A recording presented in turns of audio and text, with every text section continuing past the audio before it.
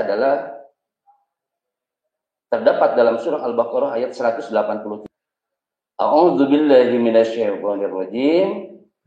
Ya ayyuhalladzina amanu kutiba alaikumus syamu kama kutiba alal ladzina min qablikum la'allakum tattaqun. Wahai orang-orang yang beriman, diwajibkan atas kamu berpuasa sebagaimana diwajibkan atas orang-orang sebelum kamu. La'allakum tattaqun, yang tujuannya adalah supaya kamu semuanya bertakwa. Dalam artian takwa di sini adalah haqqa tuqatih, sebaik-baiknya takwa. Namun para pemirsa yang dirahmati oleh Allah Subhanahu wa taala, perlu diketahui tidak semua umat muslim itu wajib melaksanakan puasa. Tidak semua umat yang beriman kepada Allah Subhanahu wa taala itu wajib melaksanakan puasa. Ada beberapa syarat yang harus dipenuhi oleh orang-orang yang berpuasa. Kalau ada orang yang tidak memenuhi persyaratan tersebut, maka tidaklah wajib puasa baginya, bahkan tidak berdosa apabila mereka meninggalkannya. Apa syarat dari puasa tersebut?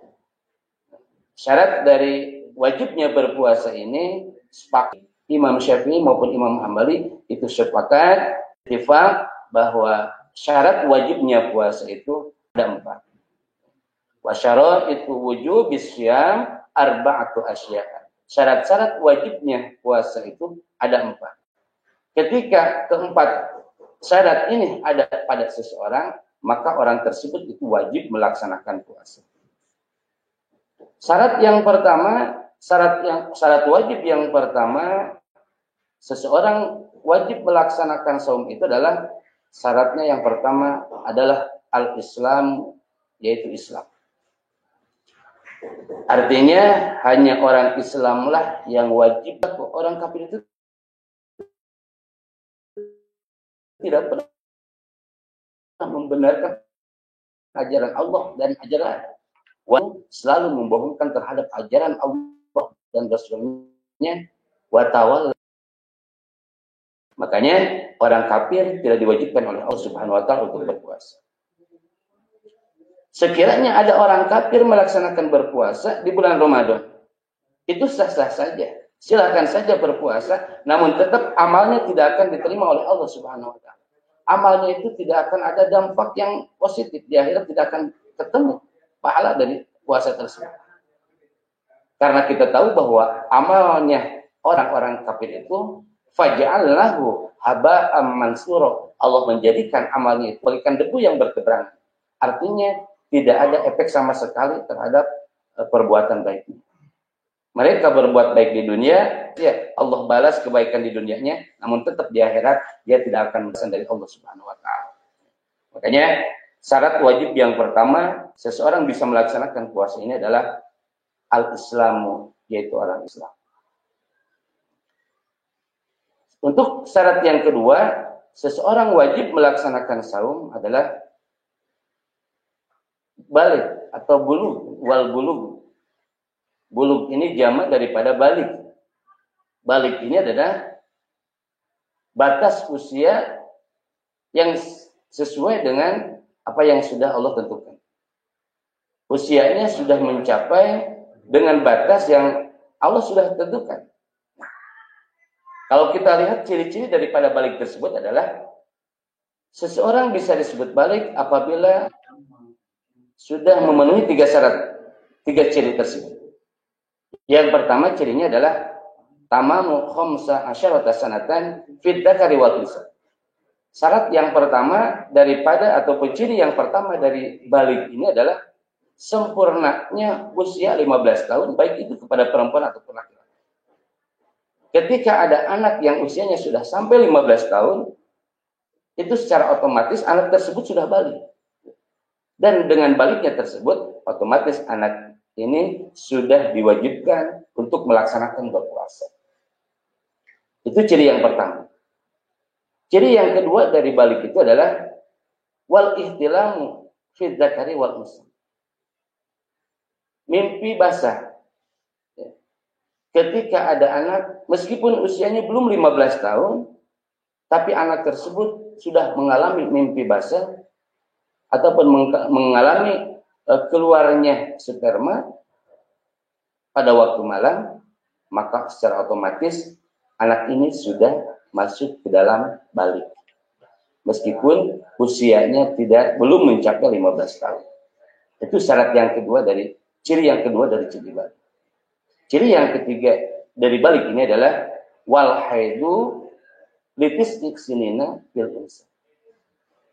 Datangnya haid kepada perempuan yang usianya 9 tahun.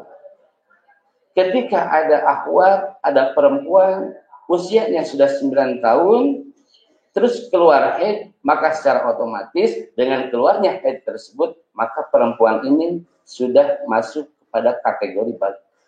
Ketika sudah balik, maka wajib baginya untuk melaksanakan berpuasa, melaksanakan semua kewajiban yang Allah berikan kepadanya. Itulah syarat wajib yang kedua, yaitu melaksanakan ataupun balik, ya. Batas usianya sudah mencapai apa yang sudah Allah dan Rasulnya tentukan. Adapun orang yang belum balik, usianya masih dari 8 tahun ke bawah, itu tidak diwajibkan untuk melaksanakan saum. Makanya tidak semua umat muslim itu wajib saum. Ada orang-orang yang tidak diwajibkan saum, salah satunya adalah anak kecil yang usianya belum sampai balik.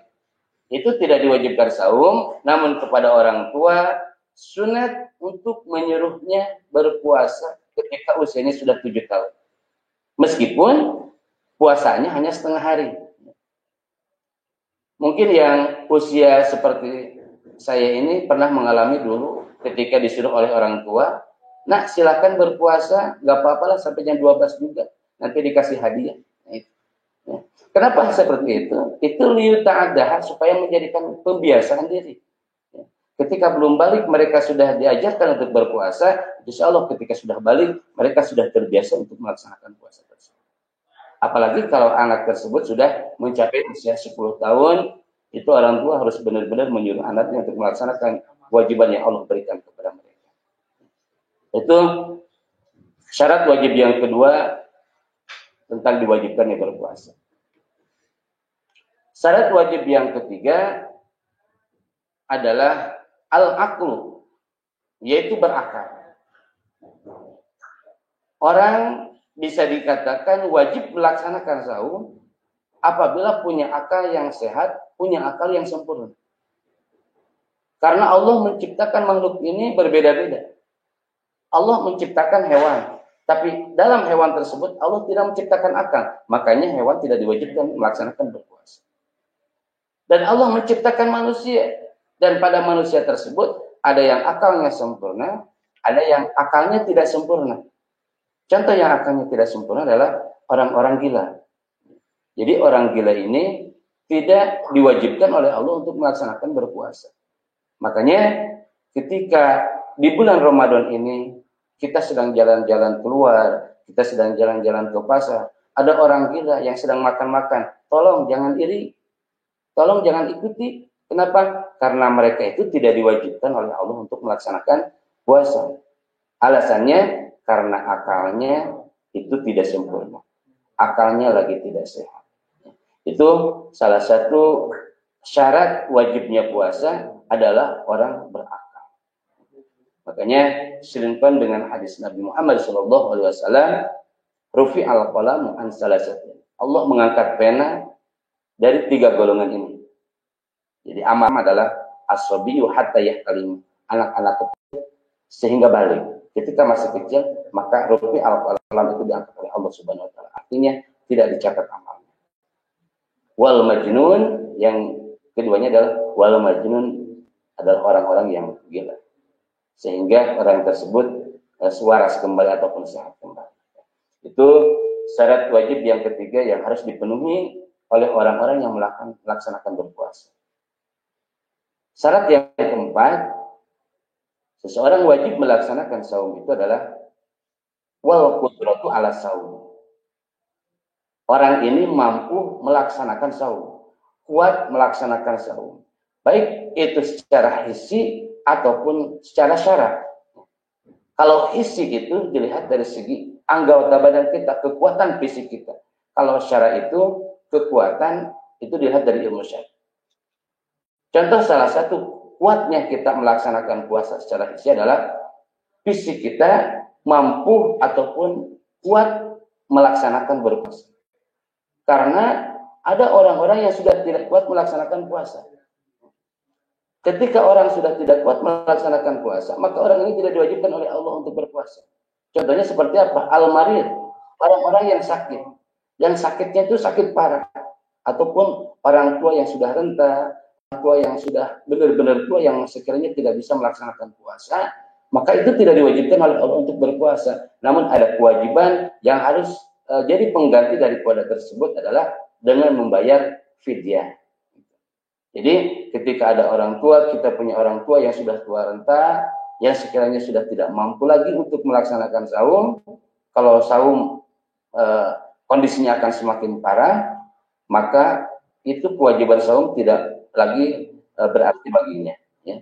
Silahkan tidak usah disuruh saum karena mereka tidak diwajibkan untuk saum, tapi dengan syarat saumnya itu harus diganti dengan fidyah, dengan membayar ataupun memberikan makanan kepada fakir miskin. Satu harinya itu adalah 1 mud atau dalam ukuran kita 1 liter kurang. Ya. Itu salah satu syarat wajib diwajibkannya puasa itu adalah orang tersebut harus kuat, harus mampu melaksanakan saum. Ketika ada orang yang tidak mampu melaksanakan saum, maka orang tersebut tidak terkena kewajiban untuk melaksanakan berpuasa. Makanya dari awal sudah anak katakan bahwa meskipun dari ayat ya ayyuhalladzina amanu, tapi tidak semua orang-orang yang beriman, tidak semua orang-orang muslim itu diwajibkan oleh Allah melaksanakan puasa. Kecuali orang ini sudah dikategorikan masuk kepada kewajiban untuk melaksanakan saum.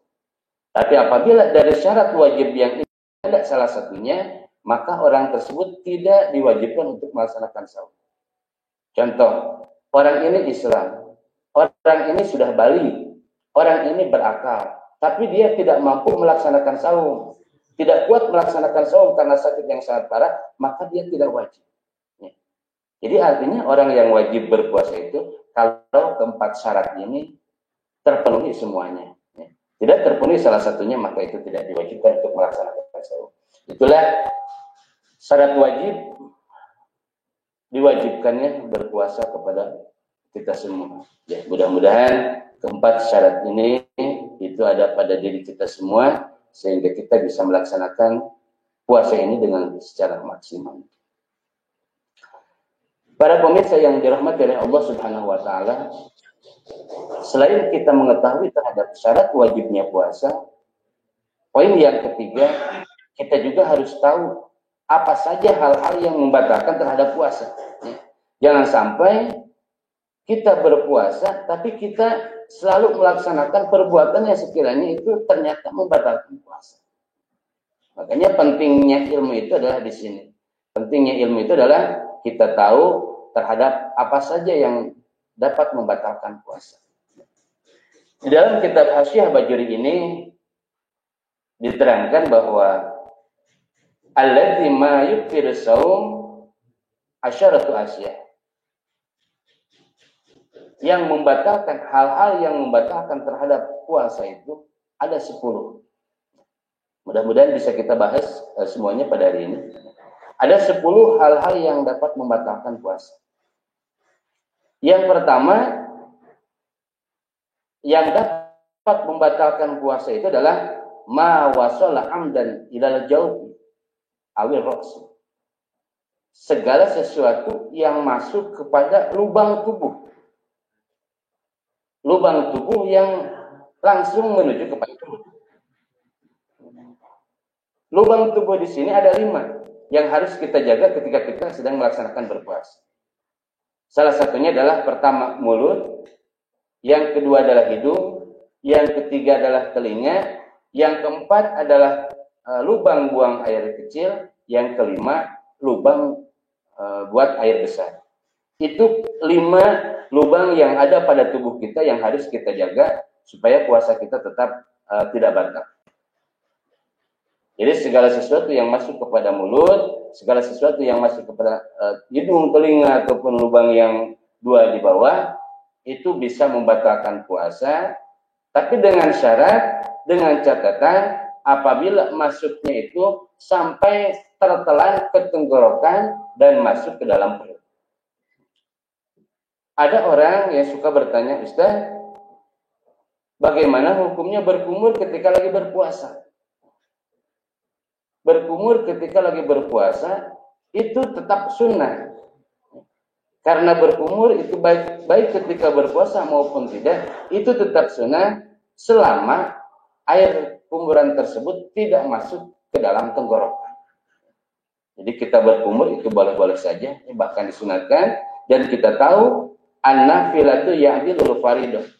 Perbuatan sunat, ibadah sunat yang dilakukan ketika bulan Ramadan ya'dilul faridah itu berbandingan pahalanya dengan pahala wajib.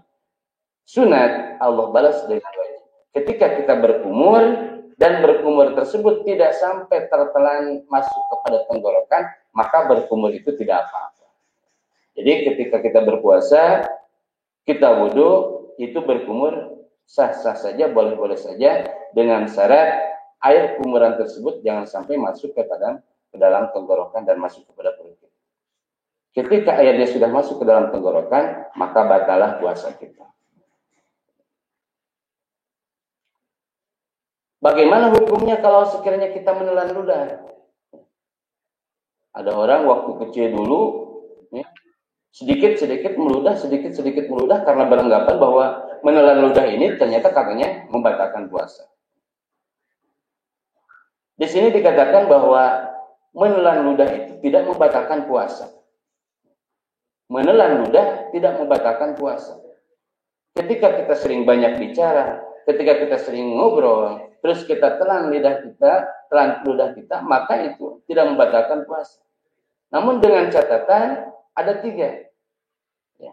Ludah tidak membatalkan puasa itu dengan catatan yang pertama, ludah yang kita telan itu adalah ludah kita sendiri.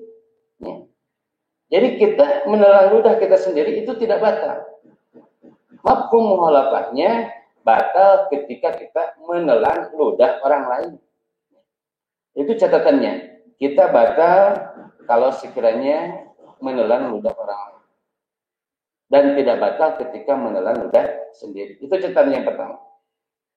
Catatan yang kedua, ludahnya itu masih berada dalam mulut. Terus kita telan itu tidak batal. Tapi kalau ludahnya sudah keluar dari mulut dan masuk lagi kepada tenggorokan kita, maka puasa kita bisa batal karena ludah tersebut. Contohnya, ada orang yang iseng dari pagi sampai siang dia mengumpulkan air ludah ke dalam gelas. Ya. Air ludahnya dikumpulkan ke dalam gelas sampai jam 12 siang. Terus jam 12 siang dia masukkan air ludah ini ke dalam kulkas. Ya. Jam 2-nya dia buka, sudah dingin, dia minum. Maka secara otomatis puasanya batal karena air ludahnya sudah keluar dari mulutnya. Tapi ketika air ludah masih dalam mulutnya, dia telan, maka puasanya tidak batal. Itu catatan yang kedua. Jadi catatan yang pertama, ludah tidak batal asal ludah kita sendiri. Yang kedua, ludah itu tidak batal ditelan asal ludahnya masih dalam mulut. Yang ketiga, ludah kita menelan ludah itu tidak membatalkan puasa selama air ludah tersebut belum bercampur dengan yang lain. Kalau air ludahnya sudah bercampur dengan yang lain, air ludahnya sudah bercampur dengan permen, air ludahnya sudah bercampur dengan kopi, sudah bercampur dengan susu, maka ketika kita menelan air ludah tersebut, maka batalah secara otomatis puasa kita. Ya. Itu yang harus kita perhatikan, yang harus ketahui ketika kita sedang banyak bicara sampai kita menelan ludah. Itulah salah satu hukum menelan ludah itu seperti itu. Nah, jadi yang bisa membatalkan itu adalah sesuatu yang masuk ke dalam rongga mulut salah satunya, dan dari mulut tersebut masuk ke dalam kerongkongan, ke dalam tenggorokan dan langsung masuk kepada perut. Selama tidak masuk kepada kerongkongan, itu tidak membatalkan puasa. Kita ada permen, kita cicipi permen. Selama permen itu tidak masuk ke dalam tenggorokan, itu tidak membatalkan puasa. Cuman makruh lah, ya. Masa kita lagi berpuasa ngumut permen. Meskipun tidak membatalkan puasa, tapi itu tetap makruh. Dan kemakruhan tersebut itu bisa membatalkan ataupun bisa mengurangi terhadap pahala puasa. Illa an nasiyah. kecuali sesuatu yang masuk ke dalam tubuh tersebut itu karena kita lupa. Di awal Ramadan atau tanggal 2 bulan Ramadan kita bangun jam 8 siang atau jam 8 pagi, ya. Kita tidak ingat kita lagi berpuasa. Kita langsung saja masuk ke dapur, kita ngambil makanan, ya. Sampai kita habis makan 2 piring. Habis makan 2 piring terus kita minum jus. Ya. Pas udah habis semua, kita minum jus udah, makan 2 piring udah. Ada yang ngasih tahu sama ibu kita, dia enggak puasa.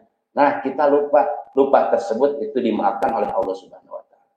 Ketika kita lupa dalam melaksanakan berpuasa, lupa malah makan dan minum, ya, al yutimma saumahu, maka sempurnakanlah saumnya. Teruskan saja saumnya karena itu adalah rizqum minallah taala, itu adalah rezeki dari Allah Subhanahu wa taala. Dengan syarat lupa, bukan melupa-lupakan. Ya, dengan syarat lupa. Saja. Yang kedua, lubang yang harus kita jaga selain daripada mulut adalah hidung. Sesuatu yang masuk kepada hidung itu bisa membatalkan puasa. Dengan catatan, masuk kepada hidungnya sampai dengan batas atasnya. Batas ketika kita menghirup air dengan hidung kita, itu sampai terasa panas di sini. Kalau masih sebatas di sini, kita memasukkan bendanya, itu tidak membatalkan puasa. Ya, makanya ini merupakan kabar gembira buat orang yang hobinya ngupil di bulan Ramadan. Itu ternyata ngupil itu tidak membatalkan puasa. Ya, ngupil itu tidak membatalkan puasa selama kita mengupilnya itu tidak melebihi daripada batas yang sudah ditentukan. Kalau kita mengupilnya melebihi batas yang sudah ditentukan sampai ke atas ini, berarti itu bisa membatalkan terhadap puasa. Dan ini berhubungan dengan istinsyak. Istinsyak ketika kita wudhu. Kalau tadi madmadah atau berkumur itu tidak membatalkan puasa selama tidak masuk pada tubuh. Yang kedua adalah istinsyak itu menghirup air dengan hidung kita. Istinsyak kita masukkan. Ketika lagi berpuasa itu sebenarnya istinsyak tidak apa-apa selama tidak sampai kepada batas yang ditentukan oleh hukum agama. Makanya kata Nabi, idza stansyakta faballigh. Apabila engkau beristinsyak, apabila engkau menghirup air ketika lagi berwudu, faballigh, maka berusahalah untuk berlebih-lebihan dalam istinsyak tersebut. Ya. Kalau orang yang lagi pilek kita istinsyak, menghirup air sampai sini, meskipun emang terasa panas, tapi suatu saat akan keluar kotoran-kotoran yang keluar dari hidup kita. Ya. Bahkan istinsyak ini bukan hanya dianjurkan oleh agama, tapi oleh kesehatan juga. Ketika kita beristinsyak, menghirup air ke dalam hidung, itu melancarkan oksigen masuk ke dalam paru-paru kita. Ya. Illa antaku maksud iman, boleh beristinsyak dengan cara berlebihan. Illa antaku maksud iman, kecuali engkau dalam keadaan berpuasa. Kalau kita lagi dalam keadaan berpuasa, maka cukup istinsyaknya sampai batas ini saja.